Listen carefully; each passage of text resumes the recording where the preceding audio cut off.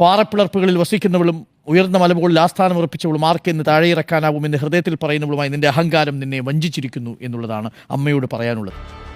നിന്റെ പ്രവൃത്തികൾ നിന്റെ തലമേൽ തന്നെ മടങ്ങി വരും. നിന്റെ ഹൃദയത്തിന്റെ അഹന്ത നിന്നെ ചതിച്ചിരിക്കുന്നു.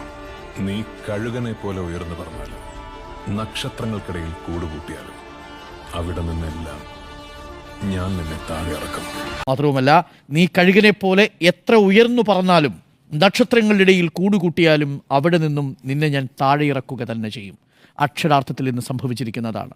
മാധ്യമങ്ങളുടെ മുന്നിൽ ഒരു ചോദ്യത്തിന് നിൽക്കാനുള്ള ശേഷിയില്ലാതെ AMMA എന്ന താരസംഘടന 1994 രൂപം കൊണ്ടതിന് ശേഷം അതിൻ്റെ ചരിത്രത്തിലില്ലാത്ത ഏറ്റവും ദയനീയമായ പതനത്തിലേക്ക്, നിസ്സഹായതയിലേക്ക് ഏതെങ്കിലും ഒരു സംഘടനയ്ക്ക് ഇത്തരമൊരു ദുർഗതി നമ്മൾ അടുത്ത കാലത്ത് കണ്ടിട്ടില്ല. ഒരു എക്സിക്യൂട്ടീവ് കമ്മിറ്റി അപ്പാടെ പിരിച്ചുവിടുകയാണ്. എന്തിൻ്റെ പേരിലാണ്? ആ എക്സിക്യൂട്ടീവ് കമ്മിറ്റിയിലും AMMA എന്ന സംഘടനയിലെയും അംഗങ്ങളുടെ പേരിലും കുറച്ച് പെൺകുട്ടികൾ വന്ന് ഒരു ഹേമ കമ്മിറ്റിക്ക് മുന്നിൽ നടത്തിയ വെളിപ്പെടുത്തലുകളും അതിന്മേൽ ഇപ്പോൾ പുറത്തു വരുന്ന വെളിപ്പെടുത്തലുകളുടെയും അടിസ്ഥാനത്തിൽ ഭയന്നവർ ഓടുകയാണ്, ഒരു വാക്കുപോലും പറയാനാവാതെ.